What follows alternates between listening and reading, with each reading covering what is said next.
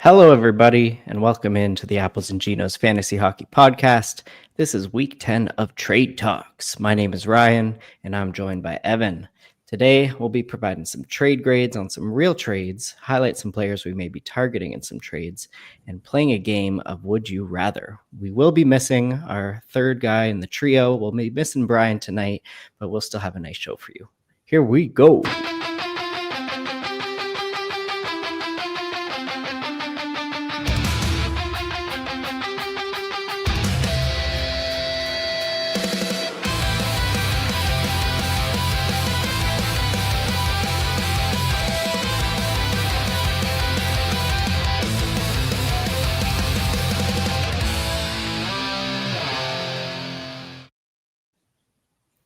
All right, everyone, let's get into it. How are you feeling today, Ryan? Oh, I'm missing Brian a bit, but I'm happy to be here with you. Yeah, well, it'll be a contentious show, as we know. Brian's kind of the mediator between us and trying to reel it in, but we're steadfast in our opinions, I think, and we've got some good back and forth on that for the people. Yeah, hopefully we don't agree too much this evening. Yeah, missing Brian. We'll get him back soon. Let's get into the newsies here. So we got Hellebuyck practicing. I don't think he was taking shots today, but it's good to see him back on the ice.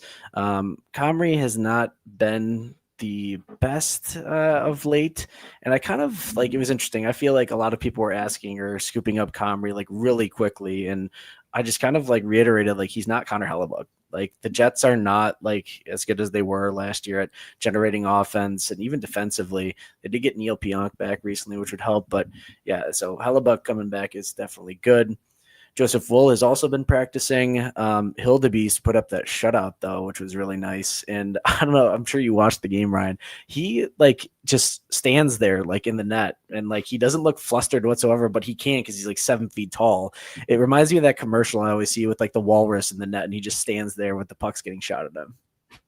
Yeah, I mean, he is a giant, and he's definitely been leaky in the past. He's still young, but great game. And yeah, he might earn a few more starts if Joseph Woll even comes back. Maybe they're in a bit of a timeshare. Yeah. Jacob Fowler also got called up. Montreal's goaltending is in a bit of a tailspin. Sam Montembeault has not really returned value this year of what people drafted him at, and Dobez's hot start has kind of fallen off as well. So it'll be interesting to see if this Jacob Fowler gets a few starts and can put together some good wins, and then how that's going to affect the remainder of their team, their goaltending. Pasta returns finally. Sorry, I was just going to bring up Fowler in the AHL so far. Pretty good numbers, 919 save percentage, 2.09 goals against average in 15 games played. And I mean, they're gonna give him a look at least in one game, and I think it'll be do or die on that one game if he really earns an NHL job. So keep an eye, maybe pick him up as a speculative ad. Yeah, not bad at all. Pasta is back. He gets 2 apples in his return. That can only mean that Morgan Geekie is going to stop scoring at an 80-goal pace. But no, the Bruins look good with him back, and he looks good, so that's good to get him back. Kyrou is now week to week, although they did say it was on the shorter end of that. They don't expect it to be a longer-term injury, which is good. Jordan Kyrou and the Blues as a whole have not returned value, but this hurts them even more because he's really their main shot generator outside of Dylan Holloway. And then Robbie Fabry signed with the Blues, and he's kind of been an interesting player in the past. He has decent speed and puck entry, and he shoots as well, but we'll see how he'd fit into the lineup there and see if they can turn any of those around. We got some comments here. Puckstud, hey guys, let's get into the comment. Swap Orlov for Klingberg at this point. Points include 0.25 for hits, 0.5 for shots on goal and blocks. I think John Klingberg is maybe the worst NHL defenseman to ever exist. So I would say no for this. It's only a matter of time before he gets scratched again or they try somebody else on the top power play. What do you think about that, Ryan?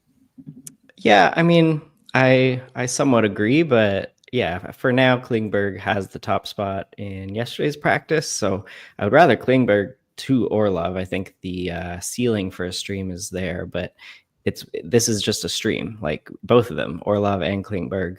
You should be looking elsewhere if you want a really season-long D spot.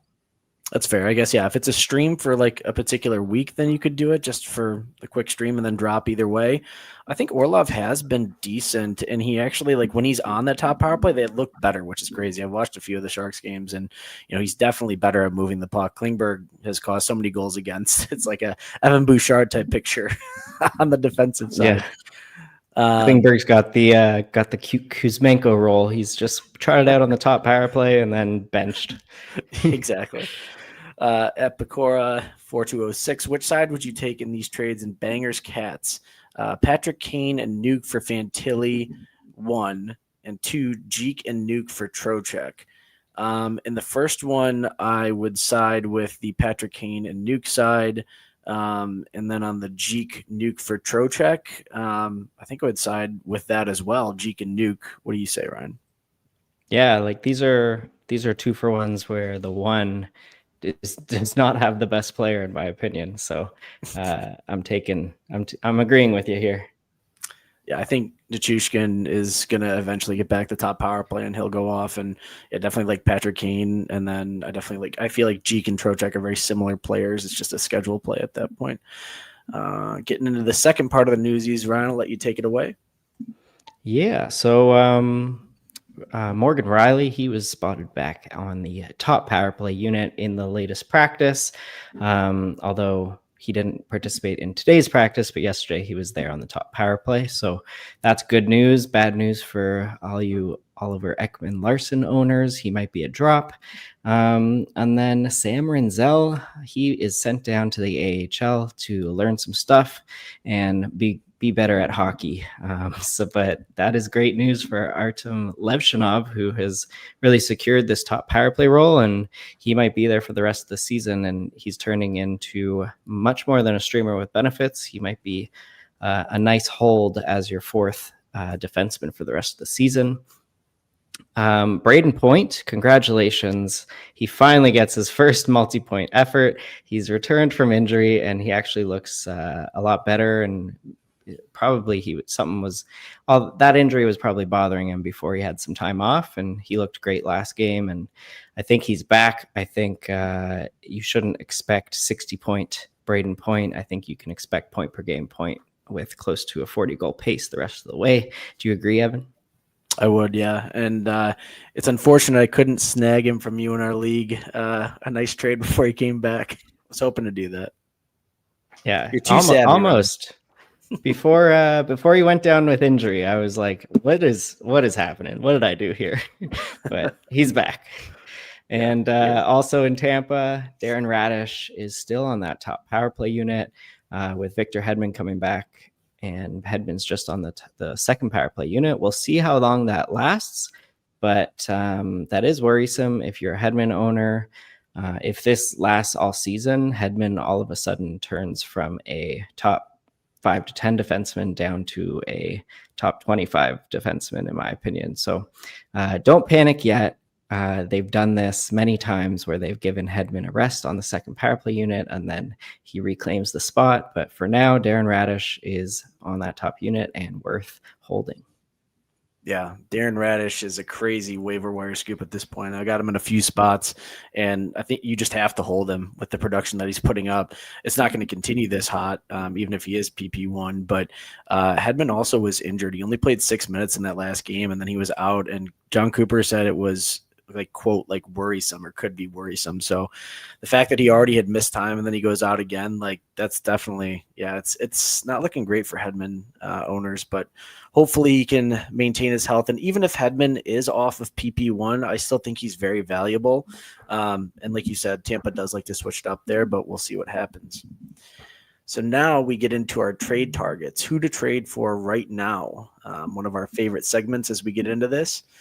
So my candidate here was Tage Thompson, Ryan. Only 2 goals and 3 assists in the last 8 games, and he had a goal and 2 assists in the last game. So really the bulk of that production came in his last game. This might be the only time all season that you could buy low on Tage Thompson. This guy is a proven 40-plus goal scorer in this league. He should be a point-per-game player. He's an elite shot producer. He's got 50-goal pace potential, I think, rest of season. There was kind of like some speculation from a few different people, including Nate and Blake, when I watched their previous pod, that like maybe he was dealing with some sort of injury, which I thought could be possible given his slow pace and he wasn't shooting as much. But he definitely didn't look at last game. So there's been no reports of that. But I mean, Tage Thompson is the real deal. I think that you could, talk somebody into getting worried about him, especially if he has like another game or two with like minimal points or shots.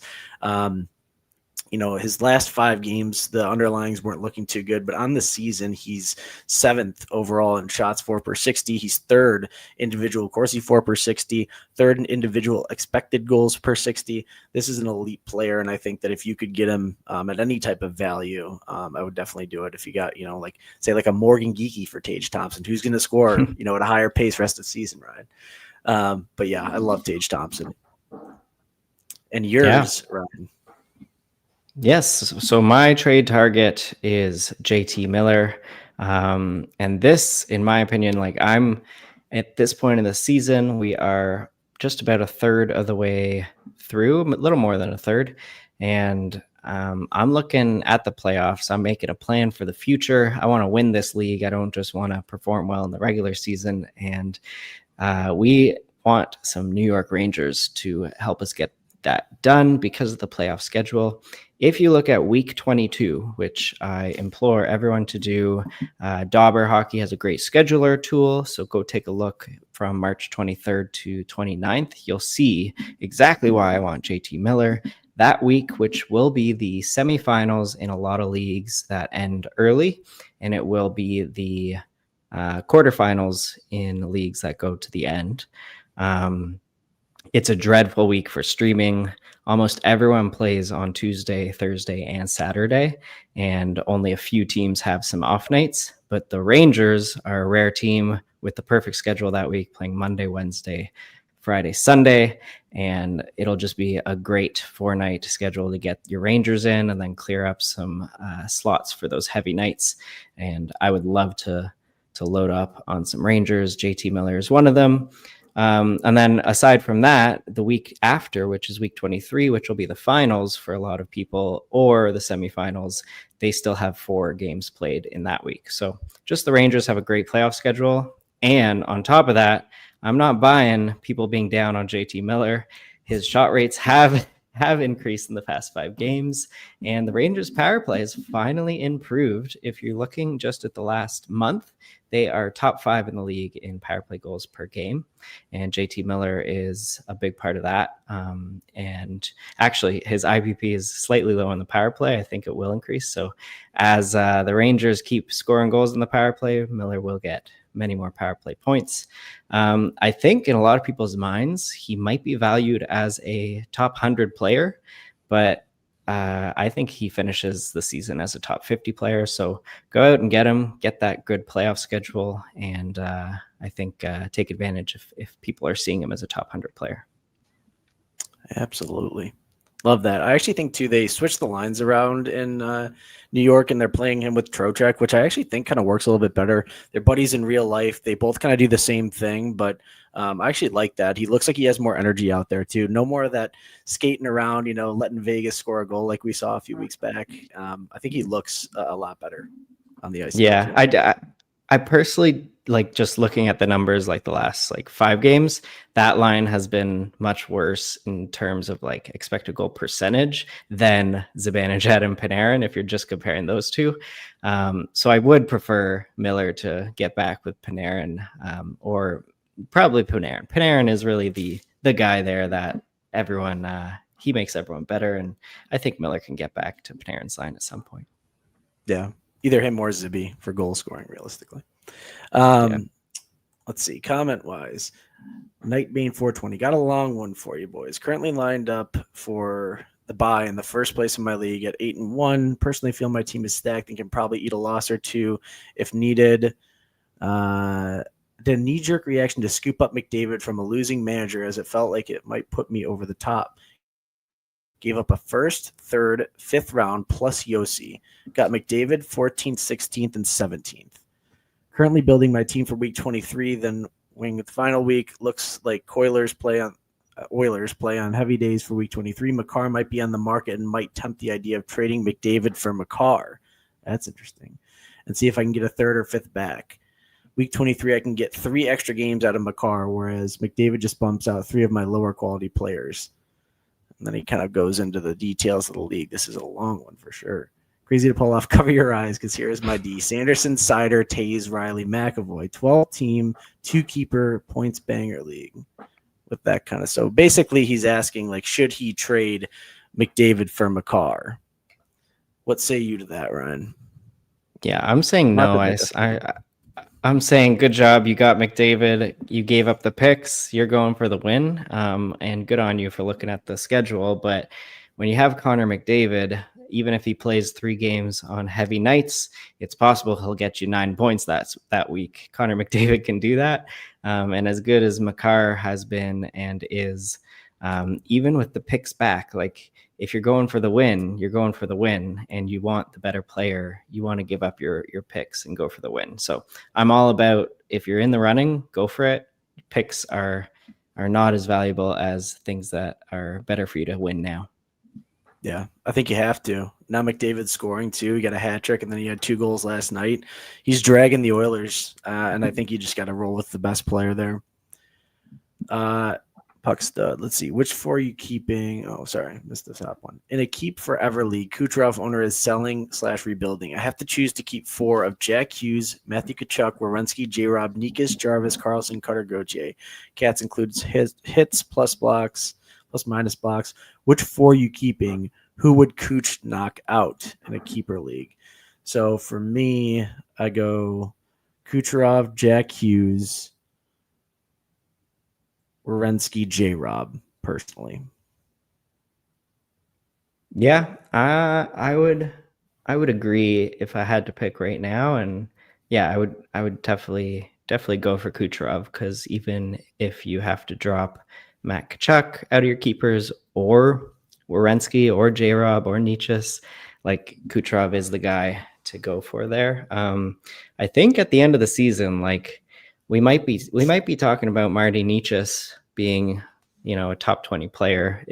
I think he's on like 117 point pace right now, and I think he can, it's not out of the question to reach 110 points with playing with McKinnon like he is. So he might be someone at the end of the season where you're like, oh wait, maybe I have to keep Nichas instead of Matt Tkachuk, or instead of Werenski, or instead of maybe J-Rob. We'll see if J-Rob can keep cooking like he is.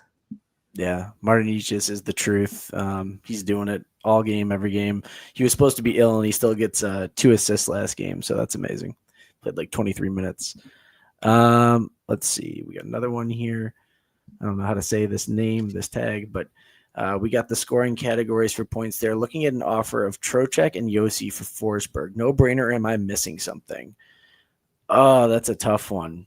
I don't know that I would do that, considering that Josi is, probably in my mind still worth more than Forsberg, and then Trocheck's doing a lot of the same. I don't know that I would do that, Ryan. What do you think? Yeah, I'm not sure which side the commenter is on, but I would take the Josi side. I think Josi is the best player here at the moment. Forsberg's not doing enough for me. Yeah, I would agree. Puck said, this trade went down in my league. Who won? Smith and Velarde for Bratt and Bertuzzi. 0.25 for hits, 0.5 for shots, goals, and blocks. I think you got to take the side with Jesper Bratt, personally. What about you, Ryan? Yeah, 100%. Bratt and Bertuzzi for Smith. Yeah. I think this this guy hit me up on X with this trade as well, and I commented with the same thing. You got to smash the Bratt side, in my opinion. Yeah. Agree. And then he followed up with, sorry, I'd be getting Josi and Trocheck. Yes. Then accept that. Do it. Do it. No brainer. All right. Moving on to our trade grades here, Ryan. So trade number 1, we're giving away, this is in a points league where goals are 6, assists 4, power play points 2, shorthanded points 2, shots on goal 1, hits 1, blocks 1, PIMS 0.5, faceoffs 0.2. We're giving away Eichel and Hedman, and we're receiving Hagel and Zibanejad. And I would have to assume that this trade was made before knowing about the Hedman injury. But you give your grade, Ryan? Yeah, I think it's before knowing about the Hedman injury, and even so, I'm giving it a D plus. I don't think this is a good move here. He did say he has 2 center onlys aside from Eichel in Larkin and McKinnon. He probably only has 2 center slots, so he wanted to clear some room from the center position. But Jack Eichel, like there's no reason to give away Jack Eichel in my mind. He's on pace to eclipse even last year's insane 100-point season or 100-point pace season, and there's no signs of slowing down for him. They are spreading things around a little bit more than they have in the past, rolling 3 lines, but Jack Eichel is still the superstar on that team, and Hagel and Zibanejad just don't replace that value for me at all. Even with there's some block points here, some shorties. Hagel and Zibanejad will help with that, but Eichel's the guy here, and I can't give him away. Yeah. Yep. D plus for you. For me, C plus. I would not do this trade. Very similar reasons to you. The reason I gave it a C plus as opposed to a D plus is I do think Hagel and Zibanejad are good players to get in return. I just don't think it's enough, as you kind of outlined. I think Jack Eichel is elite, and I guess I don't know if he's a Red Wings fan, but I would take Eichel over Larkin. So, I think that's kind of where my mind went as well. Next trade we want to get into here, Ryan? Yeah, I think that's a great point too. Like Larkin might be a sell high at the moment. I think he is overperforming a tad. So get rid of Larkin and keep Eichel and McKinnon as your top 2 insane centers. Good point there. Even as a Red Wings fan, you'd get rid of Larkin, eh? I think, yeah. I mean, I love Larkin. I have him in a few spots, but yeah, like you said, he is overperforming to his standards. I think that power play still has more to give. I really like, their power play with DeBrincat, Kane. But yeah, compared to Jack Eichel, you can't, Yeah. All right. Next one submitted by Pierogi23. We are giving away Rasmus Anderson and Dawson Mercer, and we are receiving Adam Fox. And while he submitted it, he was saying, could I give up less and get Adam Fox? Well, Evan, what's your grade? Do you think he can give up less? I don't know that you can give up any less than that, to be honest. I guess if there's less than Rasmus Anderson, yeah, but I mean, absolute A plus, smash of a trade. If there's vetoes in your league, I don't know how this got through, but when players get injured like this, like Adam Fox, and you can go out and trade from, do it, especially for overproducing ones like Rasmus Anderson, and they're showcasing him for trades in Calgary. So yeah, great trade. Yeah, I totally agree. Nothing else to really get into here. Like, this is just you're giving away garbage, and you're getting you're getting the top 10 defenseman the rest of the way when he comes back. So take that. Yeah, love it. Our third trade here, category league with goals, assists, power play points, shorthanded points, shots on goal, hits, blocks, and then for goalies, win, goals against, save percentage, shutouts. Submitted by James. Giving away Hagel, Chychrun, and Wallstat, and receiving Austin Matthews, Matthew Tkachuk, and Jeremy Swayman. Ryan? Yeah, so I like this trade a lot. I'm giving this an A minus. I wanted to give it a higher grade, but I don't think Austin Matthews is really like the buy low that he seems. I'm really actually worried about Austin Matthews as a top 10 fantasy player. I don't think he will finish that way this season, unless he really flips a switch, and maybe he's been hurting, maybe his back has been bad, and he flips a switch and then starts shooting 5 shots a game and a goal per game like the past. But I just haven't seen that this season, and I'd be worried about Austin Matthews. But still, you're giving away Hagel, Chychrun, and Wallstat. Let's just compare Hagel and Chychrun for Matthews and Tkachuk here. I think even with Matthews performing how he is, like you're getting great value in Matthews and Matt Tkachuk here. So I'd take the forwards here, and I think you're selling high on Jesper Wallstedt, and maybe the buyer is valuing Wallstedt over Jeremy Swayman. I think Wallstedt is the top ranked goalies in the Yahoo rankings in these cats.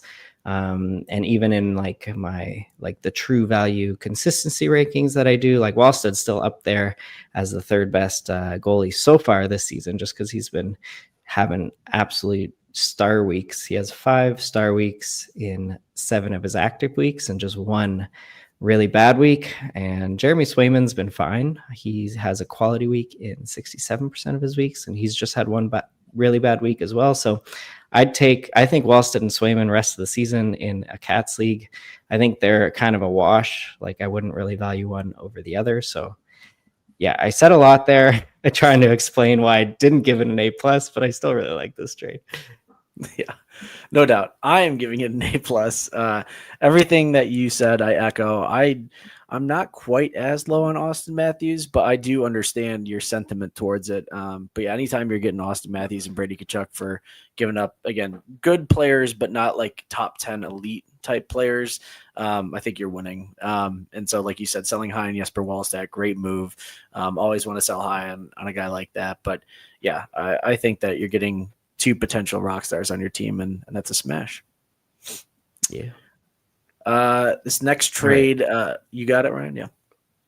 Sure. Yeah, this one's submitted by Hap Day, and this one's an interesting points league where a goal is 1, an assist is 1, power play point is an extra 1, shots are 0.1, and a penalty minute is 0.2, and those are the only stats there. And this is a 1-for-1 where we're giving away Travis Konechny and we're receiving Robert Thomas. Yes. And I give this one an A. And the reason being is that goals are worth the same as assists. And we all know Robert Thomas is getting assists over goals. But when they're valued the same, I like it. And I know the Blues aren't doing well. I know Robert Thomas isn't doing that well by his standards. But I think he's got more to give. And I think that the Blues have more to give. And we've seen it from their team specifically before as a second half bounce back. I really think Robert Thomas specifically, everything runs through him on that offense. They're still doing a bit of the split power play, but they're leaning towards more of a top power play, or they have. And I think if they continue to score like that, they should keep doing it. But I think, Konechny to me and the Flyers I'm very kind of mid on. I think, guys like Zegras are good on the Flyers, but look at Michkov, look at Konechny. I mean, their numbers are kind of down. I'm not that big on the Flyers. And I think that Robert Thomas, if you just look at an individual talent of a player and the ability to put up points, I think Robert Thomas is going to do that more than Travis Konechny rest of season. And he got 2 goals yesterday. He was on Hattie watch against the Bruins, and he never shoots. So that's kind of crazy. But he's got to keep doing stuff like that to prove me right. Ryan. Yes, we found some disagreement. I'm glad. I agree with you with this point setup where Rob Thomas is actually like very underrated in this league because of the lack of emphasis on any peripherals and goals. Shots are only worth 10% of a point, so it's not much there. So you don't even need heavy shot volume.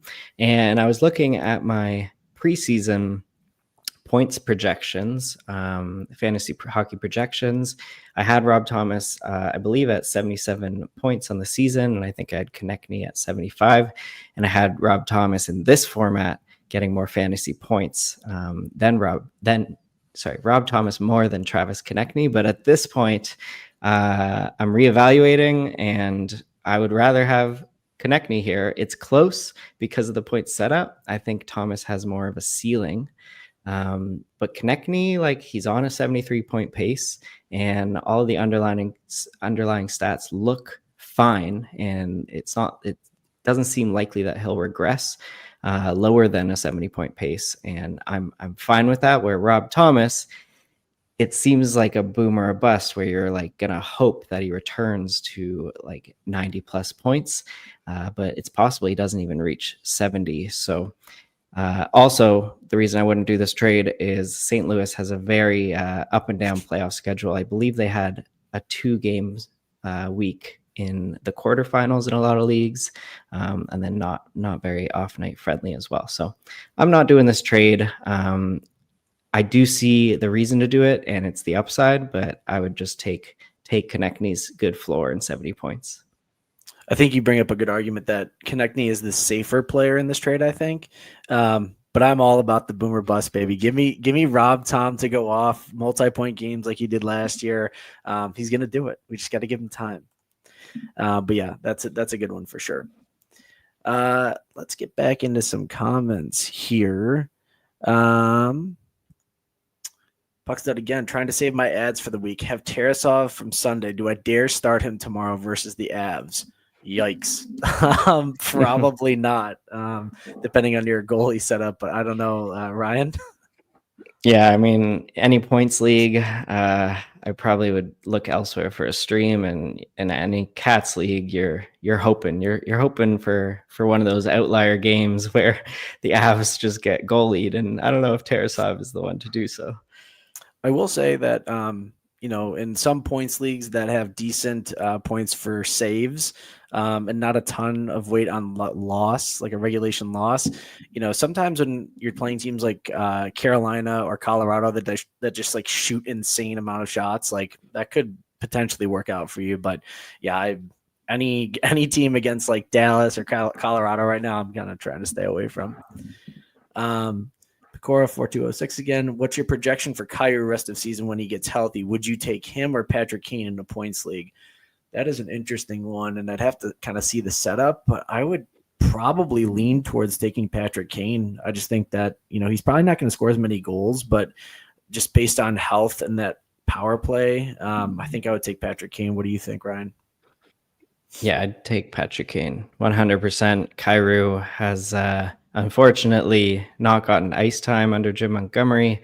His per 60 numbers look great, but you need to get out there for more than like 16 minutes a night, which I think he's on for the season.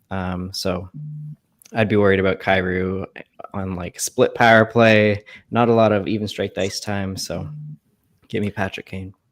Yeah, they were playing Kyrou on a line with Rob Thomas. Can we somehow get in contact with Jim Montgomery and tell him how to coach the team? Because why can't they get Kyrou, Rob Thomas, and Dylan Holloway on a line and just let them roll? That'd be nice. Wyatt Boone 5270. Okay, I'm in a dynasty league where you can trade your picks for the next year, and I'm really going for it this year. Tell me if this is a good deal or not. I get 3 14-round picks: Adam Fox, Kirill, and then he is giving 2, 6, 12, and Philip Forsberg. So he's getting 3 and 14, Adam Fox and Kirill. Yeah, absolutely. 2, 6, 12, and Philip Forsberg. What do you think, Ryan? Yeah, 100%. Dynasty League, where I'm confused how there's so many rounds if it's a Dynasty League. But yeah, just face value here. You're getting Kaprizov in a Dynasty League. That's insane value. So I'm doing that in a second. Heartbeat. Smash accept. Buxton, I'm stashing Monty for playoffs in a league. I'm crushing it. Do I drop Monty for Fowler? I got Vazzy and Greaves. I think I've said this before, but I think Sam Montembeault is definitely droppable. I don't know that, Fowler's going to stay there long term. I think you said it, like he's going to get his tryout here soon with the call up, but I'm not holding Montembeault in any spots. Yeah, he's stashing Monty for the playoffs. Don't stash goalies for the playoffs. You don't know what's going to happen in the goalie landscape from now until the playoffs. You might be streaming Ilya Samsonov in the fantasy hockey playoffs. Who knows? Don't be stashing goalies at this point. Yeah. Harry Belucky, Radish keeping PP1 all year. What do you think? I don't know if he'll keep it all year, but he's got a good shot right now with Hedman out, and he's an absolute hold for me until he loses that PP1 and stops producing. Right? Yeah, I mean, again, it's all dependent on Hedman's health, which we don't know much about. So I don't know about all year, but right now, looking good. And Wyatt Boone clarified it is no keepers for his dynasty trade for Kirill. So that makes a little bit more sense. Okay, he's still giving up just Philip Forsberg and getting Adam Fox and Kaprizov. Yeah. Do it. Go for the win. Get it. Doesn't matter. Yeah. Didn't change much. Head-to-head Cats League from Next Move 79. Traded Mercer for Ekholm. Is Mercer going to keep it going? Did I make a mistake? Cats League Ekholm gets decent periffs. I mean, if you need the defenseman here, like, great. Yeah, I don't think you made a mistake per se. Like, I don't think Dawson Mercer is going to, continue to be just like producing at the rate that he is. Like, there's, they're going to switch up the power play, I'm sure. And yeah, I don't have faith in Dawson Mercer as like a, much more than a 50-point player with some upside while he's on the power play. What about you, Ryan?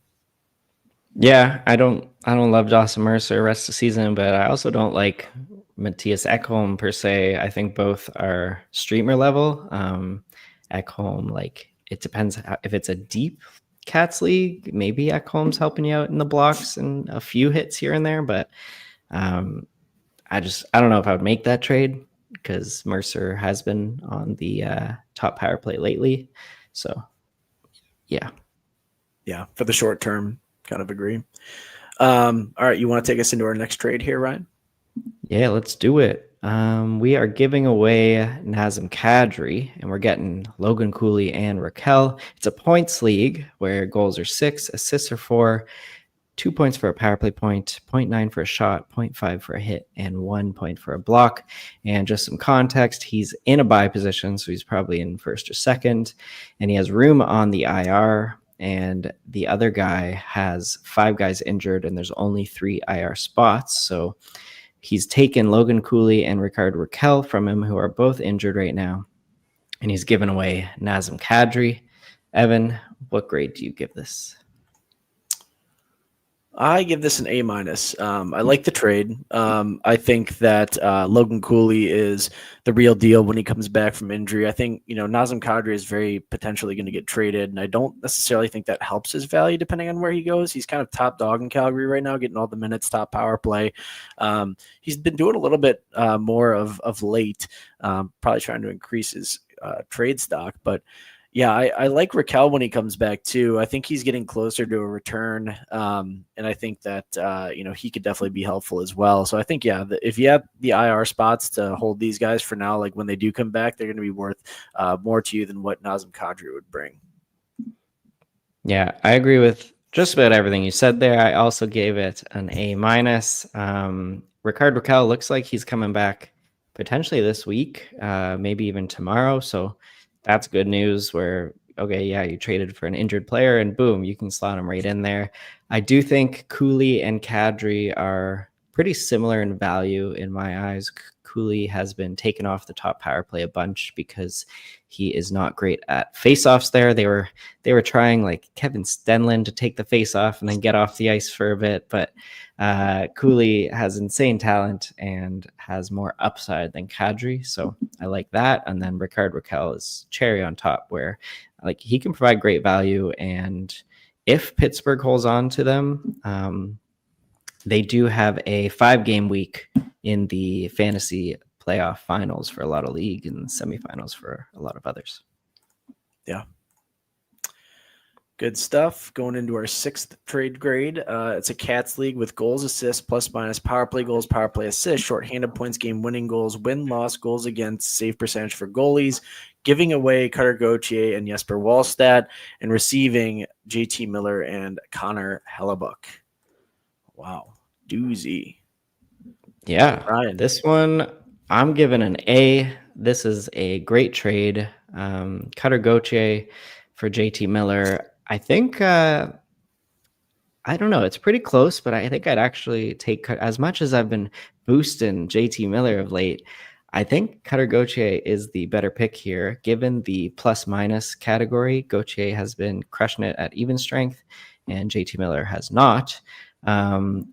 Although there are power play goals, power play assists, shorthanded points where JT Miller might have an edge. So they're pretty similar. You're just selling high here. Yes, Jesper Wallstedt, and you're getting Connor Hellebuck. And in this league, wins, losses, goals against average, and save percentage, Hellebuck is like insanely valuable because the losses will come for Jesper Wallstedt on Minnesota, and Hellebuck is just much. He's the only consistent goalie. He's the only goalie I would ever trade for in fantasy, and this is a A for me.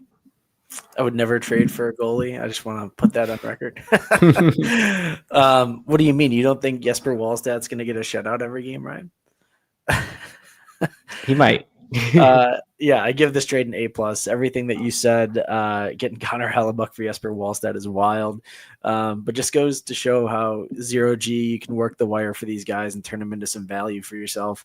And then, yeah, I still think Cutter Gauthier for JT Miller is kind of insane. Like, I really like Cutter Gauthier as a player. They're shifting to PP2, which I think is very strange. He should be on PP1, but he's still doing the thing. Despite his 0 shots in the 52 shots on goal Anaheim game, as we discussed off camera. But yeah, no, I love this trade. It's great. Yeah. All right. Before we get into the next one, we do have a few more comments. We have a head-to-head Cats league, and we already did that one, Mercer for Ekholm. But another trade here. Someone just traded your boy Morgan Geekie away, and he got Kevin Fiala and Dylan Cousins in return. Do you like that return, Evan? I think if you're trading away an 80 goal scorer, you got to shoot for the stars. So you take nothing less than, Nikita Kucherov, Cale Makar, no. No, yeah, I love the trade. Fiala is a great player, and I think that he's going to continue to boost his numbers. And then Dylan Cousins, we'll throw Brian in here. Despite Brian wanting to get off of Dylan Cousins, he still was on the top power play, and I think can provide value, especially in categories leagues. So yeah, I would definitely do that. Yeah, Dylan Cousins looking great on a line with Batherson right now. So great trade. Good job. All righty. Trade number 7. We have a Cats league with goals, assists, power play points, shots, hits, and blocks. This one's submitted by S. Wood. Some context here. He needed help in hits and blocks. He's dominating a lot of other categories. He is giving away Marty Necas, Rasmus Dahlin, and Matt Barzal, and he's receiving Austin Matthews and Elias Pettersson, the forward. Evan, how do you like this trade? I do not like this trade. I'm going to give this trade a D, so I would not do this trade, and here's why. I'm going to go back real quick.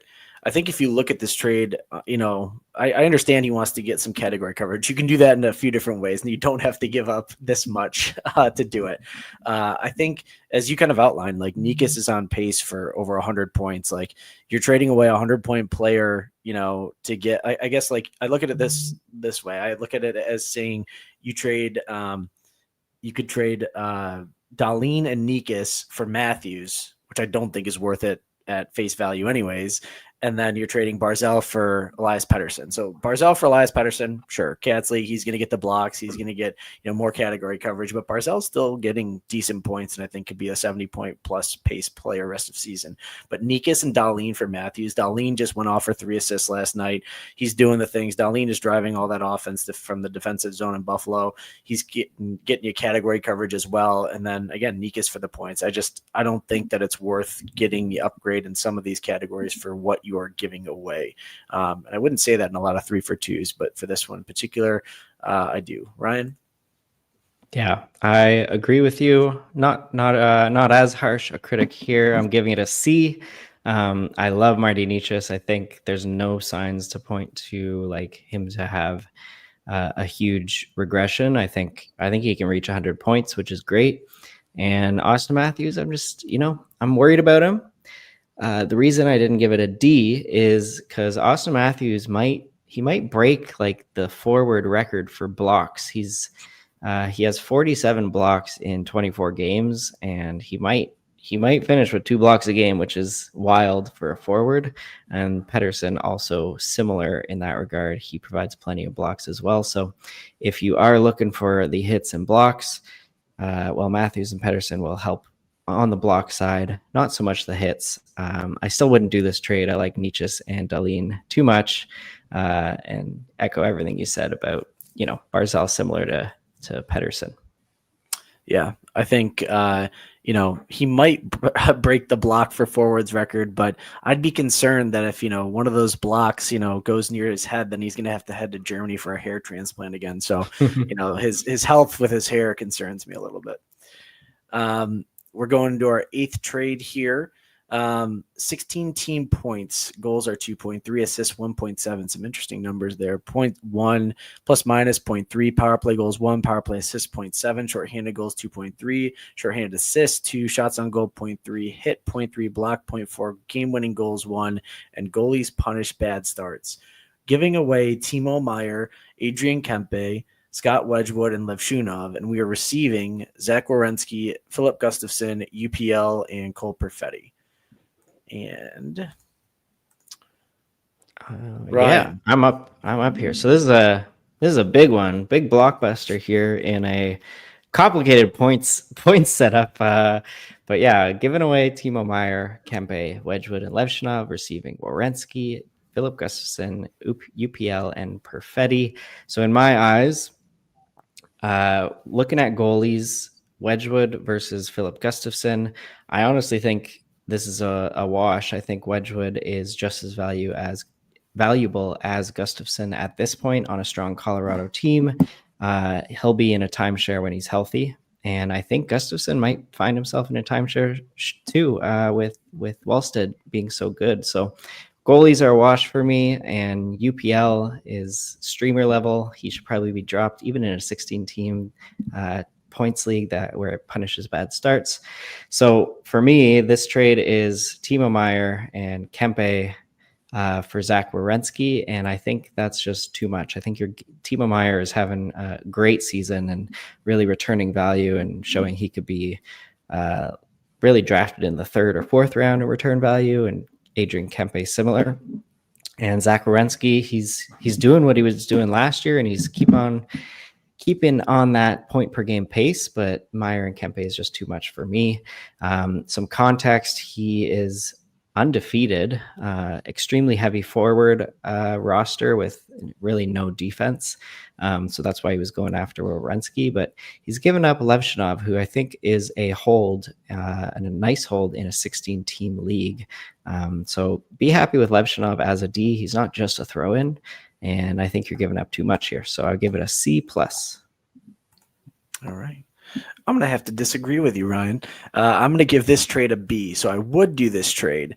And I think I think that Kempe and Meier are worth it for Werenski. You're talking about a guy that's drafted in some cases the late 1st round, early 2nd round. He's going to end up being a top 3 defenseman in this league. So you're getting a top 3 defenseman for 2 forwards that are kind of like, middle, like fifth round or so. And he's got extra forwards and he needs a defenseman. I think you can do that. I do agree with you with Lev Shunov being a hold, especially in a 16 teamer. I also think that like Philip Gustafson and Jesper Wallstedt, I think this is going to even out. I think Gustafson's going to end up getting like 2 starts to the 3, compare. It's not going to be a 50-50. I don't think Wallstedt's going to continue this run. And I also kind of don't I know Wedgwood has done it for a bulk of this season, but I still think Mackenzie Blackwood's the better goalie. And I still think that kind of trends in that direction. We'll see. I think it's certainly possible that they both end up in a timeshare, but I would have more faith that Gustafson gets more starts moving forward than Wedgwood would. So I think that's where my mind would lie in that. Any rebuttal, Ryan?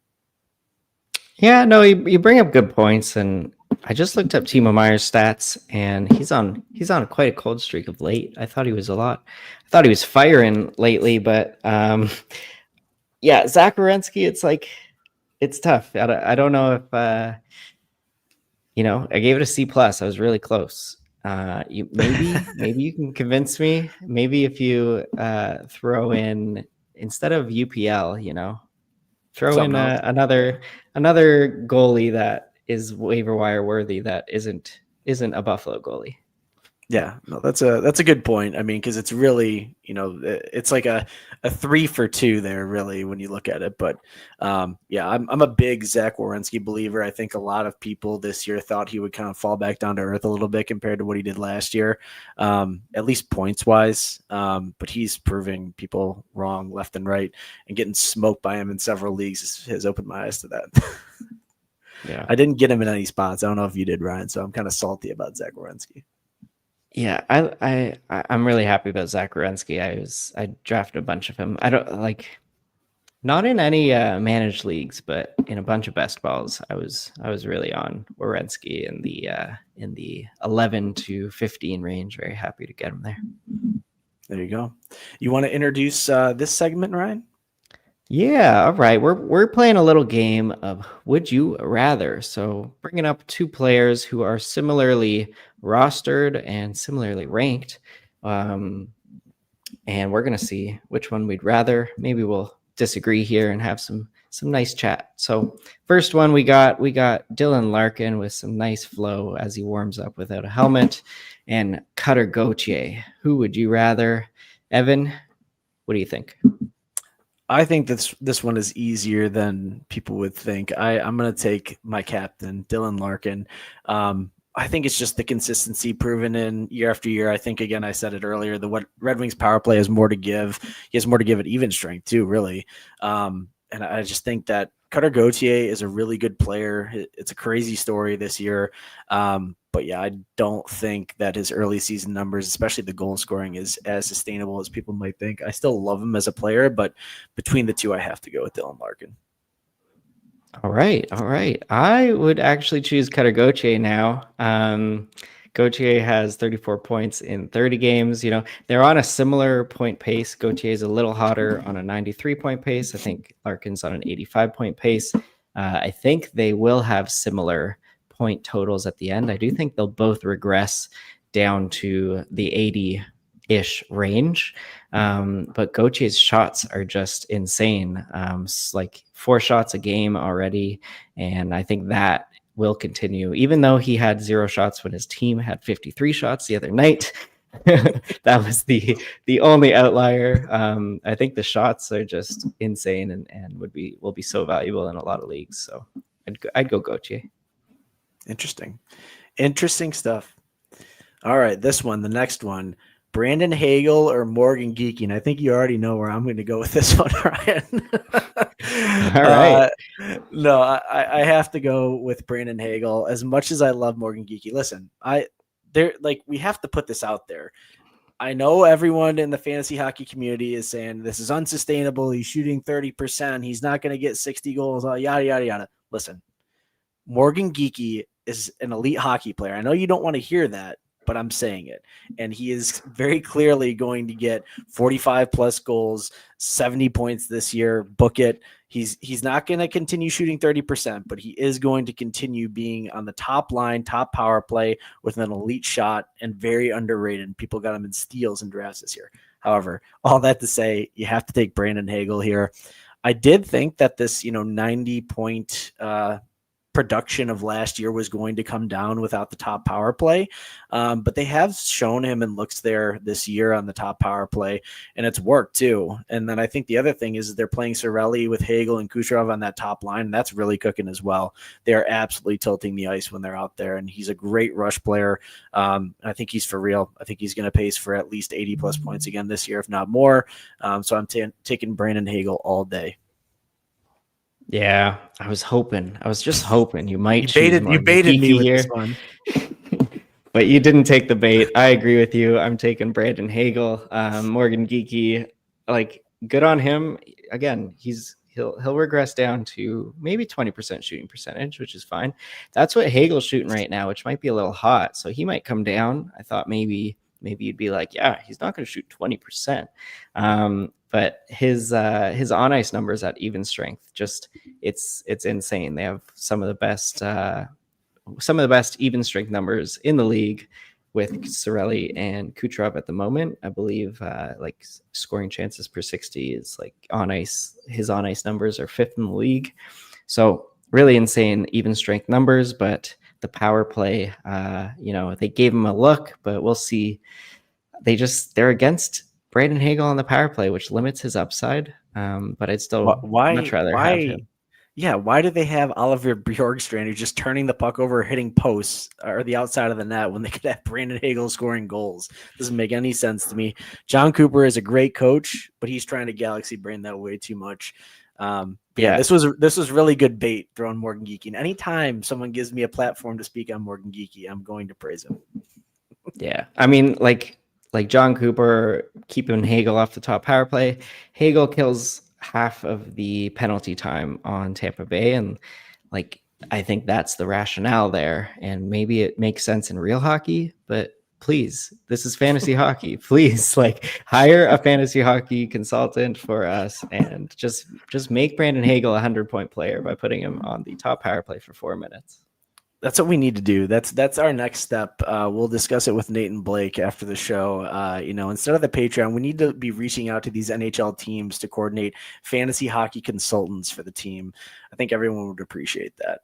But yeah, I like Jim, like the LA Kings could really use one. Yeah. The St. Louis Blues. I actually do think Nate and Blake, they sent a guy to Greg Gulutzan on Dallas, and it really paid off for them. So did. I mean, they're really doing it. Yeah, their power play, it's so lethal. Yeah, they did. And with the point of Brandon Hagel killing penalties, if you watch those Tampa games, Brandon Hagel and Anthony Cirelli shorthanded, it might as well be a power play for them shorthanded. So, they're completely like taking the puck up ice and just killing all of it. So next one, another good one. Luke Hughes versus Thomas Harley. I'll let you go first in this one, Ryan. Yeah, this one's close for me. Luke has been really up in his shots of late. We took him to court last week, and he really got his stuff in shape after being on the stand and hiring the best lawyer in town. And yeah, like Thomas Harley, there's no sight of power play one for him. He just came back last night. He had one shot on goal and nothing else. They're easing him back into it as his returns from injury.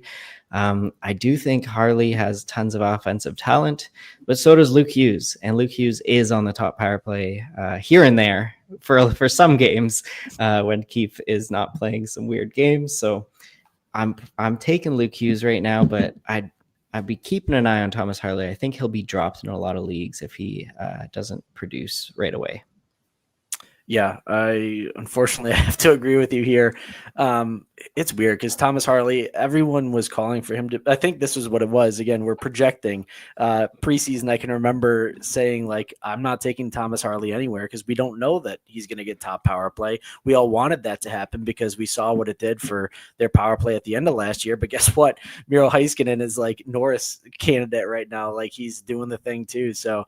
And he looks really good, honestly. I think a lot of people forgot about Miro Heiskanen because of the prior two seasons, outside of his 70.1 a few years before that. But, I think what you're really looking at here is ceiling, right? Luke Hughes has a higher ceiling because he has at least a pathway to power play one. And with Miro Heiskanen, I don't think that Thomas Harley has that pathway unless Miro Heiskanen gets injured. And I think, if you look at it too, I had some interesting stats sent to me today. When Jack Hughes was in the lineup, Luke Hughes had 11 points in 17 games and only 4 in 12 games without him. I think there's something there. I think, the brother connection, could be real. And I think as soon as Jack gets back, the first thing he's doing is he's marching into Sheldon Keefe's office and he's saying, put my brother back on power play one or I'm walking and I'm taking Luke with me and we're all going to Vancouver to play with Quinn. And then in that conversation, he turns around and walks into a wall by accident and gets a concussion. I still can never stop thinking about that interview with the reporter to ask him if he wouldn't skate full speed into the boards. I was like, Ryan incepted, this question into the reporter's mind. Yeah, he's like, do you think there's any chance you'd start changing your play to be a little more cautious about your body? He's like, what are you talking about? I'm fine. And then he just breaks tables. I don't know what's going on. Something. So, all right, the next would you rather, Pavel Dorofeyev or Val Nichushkin? This is an interesting one too. So I'll go first on this one. Man, if there was a equal option, I think this one might be close to it. I'm going to take Pavel Dorofeyev here. And I think the reason is because he has a more certain pathway to success. I think that spot for him on the top power play is assured. Even though he's fallen off from his insanely hot start, he's still getting some point production here and there. It's not what we want, but I think his ability to score on that power play is really, really what sets him apart. Even strength, I don't believe as much, but he's putting up decent assist numbers, especially compared to last year. Val Nichushkin right now is line 2 power play 2. He's still getting some goals, but I don't know what they're going to do. I think Gabe Landeskog is going to maintain that spot unless things really fall off, and then they need a boost on the power play. They'll put Val back up there, but I'm not sure if Val, once he gets up there, will stay up there. So it's kind of a revolving door with that power play. And number 2, we've seen it before. Val, number 1, gets injured. He has missed a lot of games due to injury in his career and some off-ice antics. So I'm not certain that Val is going to stay healthy, stay on that top line, top power play to get that value like Dorofeyev is. Ryan, disagree with me? Yeah, I'll try. Val Nichushkin, I think when he does find himself on that top power play and potentially on the top line, like he's had games where he's been given the 22-minute treatment this year, playing on a top line in the top power play, and he can crush it. But those games are inconsistent, and who knows if it'll last all season as soon as he gets up there. Again, you bring up great points there. So I think at times Val Nichushkin in that spot, if he had Pavel Dorofeyev's deployment, I think there's no question it's Val Nichushkin you're taking, but the deployment is shoddy and inconsistent. So I agree with you. I'm taking Pavel Dorofeyev here. I would rather Dorofeyev. I think he was on a bit of a cold streak. He had like 4 games without a point, then just an assist, and then another goose egg. And he had like 0 shots against San Jose, who gives up tons of shots. And he had 1 shot against Chicago, and then 1 shot against New Jersey. And then the last 2 games, he has sprouted back to life, close to 20 minutes a night. He had 5 shots and no points against the Rangers, and then 5 shots and a goal against the Islanders there. His deployment is just, it's solid right now, even with Mark Stone back. He's on that top unit, and he's shown what he can do. And I really like Dorofeyev, even like as a buy low right now because of that cold stretch where he only has 3 points in his last 9 games. So I don't know. He might be a buy low, and I would rather him to Nichushkin. Yeah, I did not think you were going to say that. That's interesting. Baited me again, but I agree with you. I think if Val had that top power play spot, it wouldn't even be a question. But Gabe Landeskog being back, producing, and healthy is tough as an obstacle for his deployment for sure. Yeah, and I mean, as soon as Val Nichushkin gets back on that top unit, and we do this again, I'll be like, 100%, it's Val Nichushkin, especially since I own Nichushkin in our league here. But at this moment, I would rather Dorofeyev. Yeah, absolutely. I think we got a few more comments to get through before we wrap up here. How much FAB would you throw on Monahan? Just got dropped 14-team league. I'll leave that to you, Ryan. That's an interesting one. 14-teamer, maybe a little bit worth a roster spot. Yeah. I don't know if I would do much fab there. Just like, he's not going to be a league winner. You don't need to blow your budget. And I think in fantasy hockey, you want to use all your fab at once, in my opinion, because it's rare that really good players get dropped. So, I mean, maybe $1, maybe nothing. Just pick him up on waivers and see how he does. Yeah, I'll go $3. Triple up your offer. I do think Monahan has some value, but he's been streaky, and I thought there was something about how he was kind of playing through an injury. I think the coach had said like a few weeks back. I mean, he hasn't showed it. He looks good, but Fantilli's top line now, and so yeah, it's kind of interesting to see what'll happen there. But he still is top power play, but Columbus is so inconsistent, and I kind of have a beef with them right now because as a Jet Greaves roster in multiple spots, I don't know why the Blue Jackets decide to not score when he's like out goaling the other team. But then when Merzlikins plays and lets up 5 goals a game, they'll score 6 or 7 goals. Can you tell me about that, Ryan? Can you explain why the Columbus Blue Jackets are doing that? Yeah, it's to develop Jet Greaves into an elite goaltender, and not just a great one. It's to give him tough times, give him some losses, even when he plays great. He is looking really good out there. I really think Jet Greaves is the goalie of the future for them. Really solid stuff. Puckstad again. Benson cooked ? I don't think so. Jason Zucker is now on IR and said we'll miss some time. And I think that Zach Benson is the top candidate to get to that top power play because Lindy Ruff refuses to play Alex Tuch on the top power play, no matter what.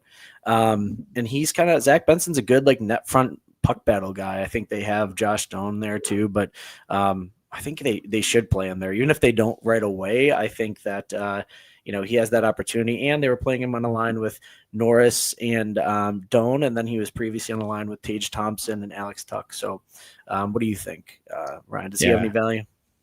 I totally agree. He's not cooked. He is cooking. Might not be putting up the points, but his on-ice numbers are great at even strength. That line of Norris, Doan, and Benson just have great expected goal percentage numbers at even strength. And then Benson did get, I think, 4 minutes of power play time in the last game when Zucker was out. He was in the bumper position when Josh Doan was net front, when Josh Doan did score 2 goals. But I think Benson is just a facilitator more and will pick up more assists than goals. So expect that, but I think it's looking good for him. I agree. Corey 1980, Bangers points lead, Tage plus Boldy plus Hart for Timmy Stu, Hyman, and Schaefer. I would absolutely take the side of Tage, Boldy, and Hart. And yeah, that's like 100% smash. Like, I don't know how you see it any other way, Ryan. Yeah, no, you can't give up Tage and Boldy for Stützle and Schaefer. Can't do that. Nope. Simon Hampton 2335. That Werenski one was my trade. Glad to see I submitted one you guys disagree on. It's fun hearing both sides. I do feel like it was a pretty fair trade. I think he's referring to the trade grade one with Gustafsson and Werenski, Timo, Kempe, and yep. And absolutely, man. Yeah, we are here to have that discussion, even though there is a right and a wrong. And you nailed that. You picked the right side. You got Werenski, right, Ryan? Did I cave to a B- eventually? No, I think I still have a C+, but it was a fair trade. There you go. Well, thank you to everybody for joining us. Make sure you get into the Discord, like, rate, review, subscribe, comment, send us your trades. We'd love to go over them. Join us here live every Wednesday on the YouTube. We'll go over some trades or questions as well. Ryan, you want to take us away? Yeah, that's it. One last comment here. Just he's showing you some love here. Check out that comment. Larkin. You gotta love it. My captain, captain. Yeah. All right. That's all that we've got for this episode. Hopefully it brought you some value and helped you get a little bit better at fantasy hockey today. Many thanks to Matt Creamer for supplying the music for the podcast. Thanks for listening. Now go crush your fantasy hockey league.